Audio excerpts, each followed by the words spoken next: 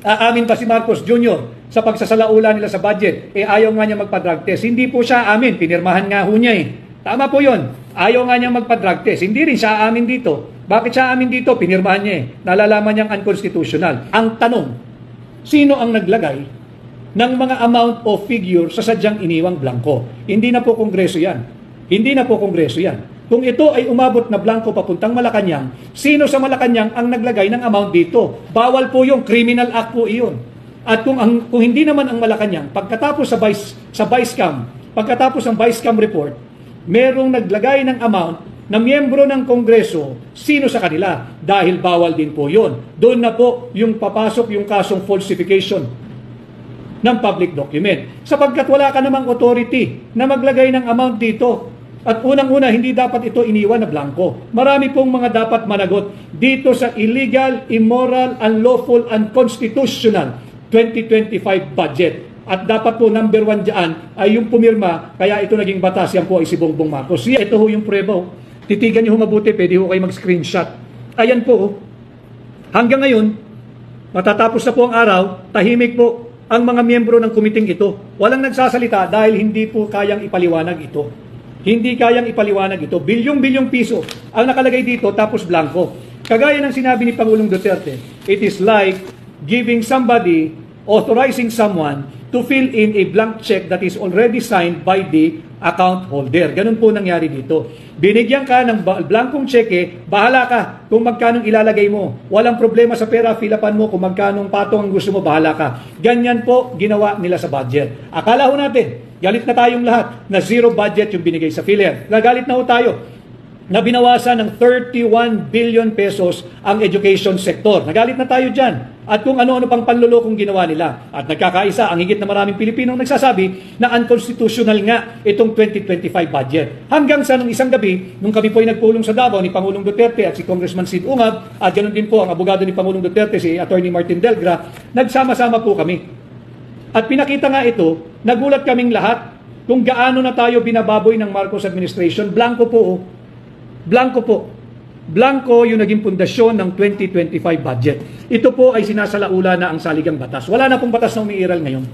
Kaya simpatika, maligalig, salute po sa iyo, Attorney Vic. Kami po ay sa inyo. Salamat po at ako po naman ay sa inyo at sa mamamayang Pilipino. Kay Maris Naral Zapata, watching from Dubai.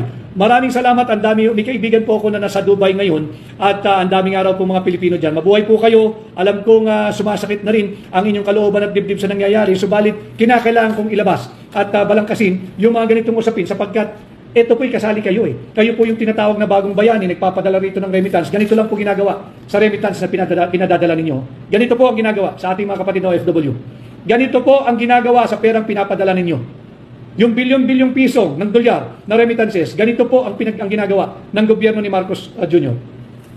Kaya Godofredo Anadon, laban natin ito. Attorney Rodriguez, salamat. At meron pong Hakbang ng Maisog International, Kuwait. Magkakaroon po sila ng live podcast pilot edition. At yan po ay mamayang gabi, 7 p.m. Kuwait time. Hindi po Philippine time, 7 p.m. Kuwait time ay magkakaroon po ng Hakbang ng Maisog International Kuwait. Marami po tayong mga kuya at ate dyan, mga kasamahan natin sa Eagles na nariyan sa Kuwait. Mabuhay po kayo. So yan po ang ating napakalaking usapin na kasabwat ang executive. Kawawa naman ho. Kawawa naman ho. Yung mga miyembro ng DBCC, yung Development Budget Coordination Committee. Kawawa naman po, magagaling po yan, masisipag, mga technocrat, mga dalubhasa. Kawawa naman po yung mga cabinet secretaries at yung kanilang mga staff, na pati yung kanilang mga technical working group. They spend so much time preparing for their agency or department's budget. They spend so much time defending their budget during budget hearing. Ito lang po ang ginagawa ng mga tiwaling mambabatas. Para ho alam ninyo, yung mga manggagawa natin sa hanay ng gobyerno, ganito lang po tayo sinasalaula ng ating mga tiwaling mambabatas. Nagbabudget defense pa ho kayo. Naghahanda pa ho kayo ng taunang budget niyo. This year, nag-budget call na ho. Next year, higit pong malaki ang ating budget na pinapanukala ng Executive Department.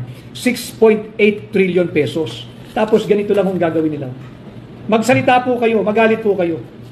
And I'm challenging yung mga elitista na magrarally diyan sa EDSA Shrine, nasisigaw ng impeach Sara. Anong tindig nyo dito? Anong tindig nyo dito? Wala lang.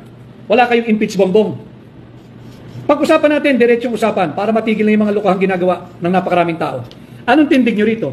Ano ang tindig ninyo sa unconstitutional 2025 budget? Ano ang tindig nyo rito?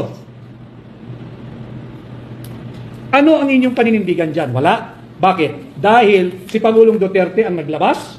Nasaan ang puso ninyo para sa Pilipino? Nasaan ang puso ninyo para sa Pilipinas?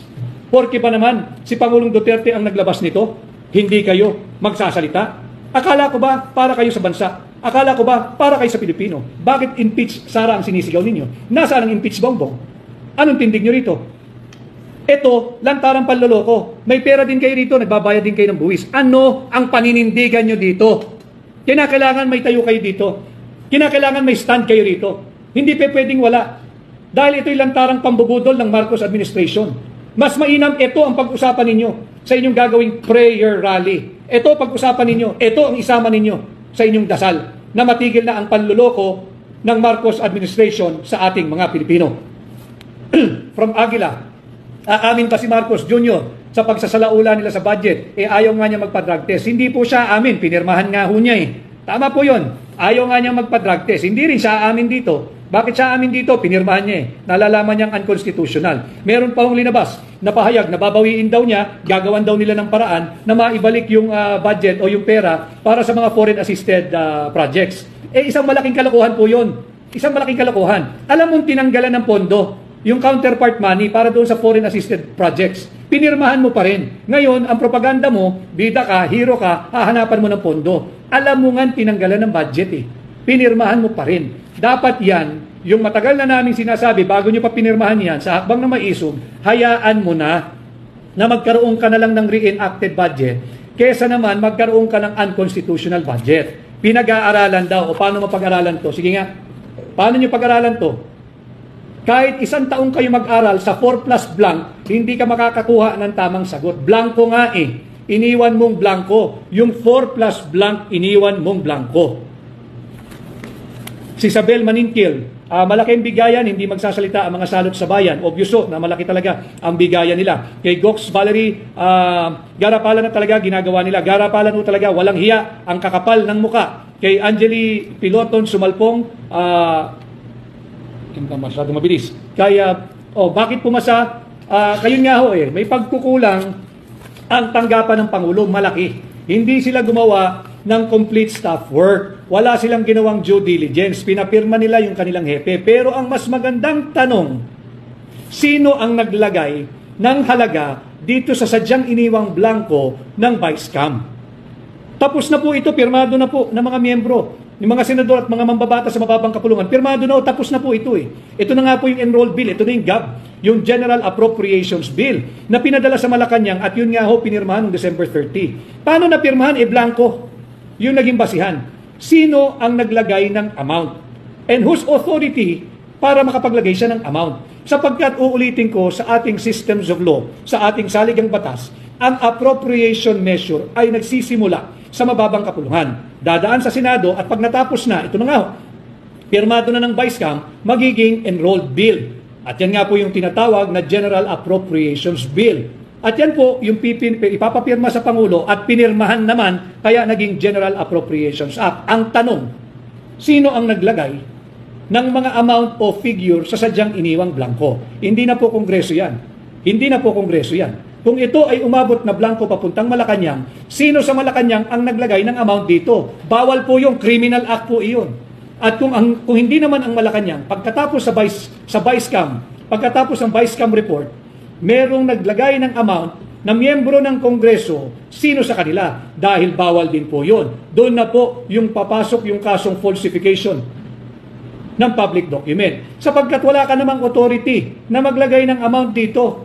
At unang-una, hindi dapat ito iniwan na blanco. Marami pong mga dapat managot dito sa illegal, immoral, unlawful, unconstitutional 2025 budget. At dapat po number 1 dyan ay yung pumirma, kaya ito naging batas, yan po ay si Bongbong Marcos. Yan ang dapat sinasama nung may mga gagawing pagkilos sa darating na January katapusan. Hindi ko po alam kung sino-sinong grupo sila. I have an idea kung sino ilan sa kanila na ang sinisigaw daw ay impeach Vice President Inday Sara Duterte. Ito, ano to? Wala kayong stand dito. Dapat ang sama ninyo dyan, impeach Bongbong Marcos. Ito, 6.32 trillion pesos. Sinasalaula tayo, binubudol tayo. Ano ang tindig ninyo dyan? Yan ang ating pag-usapan, mga kababayan. Huwag tayong maging ipokrito. At naiintindihan ko sila, hindi sila ngayon makapagsalita dahil si Pangulong Duterte ang naglabas nito. Si Pangulong Duterte ang naglabas nito, kaya ayaw nilang sumali o ayaw nilang magsalita. Sapagkat ang puso nila ay hindi para sa Pilipino. Kaya Makoy Don, nakakatakot. Kaya nilang dayain ang national budget. Sisiw na lang sa kanila na dayain ang eleksyon.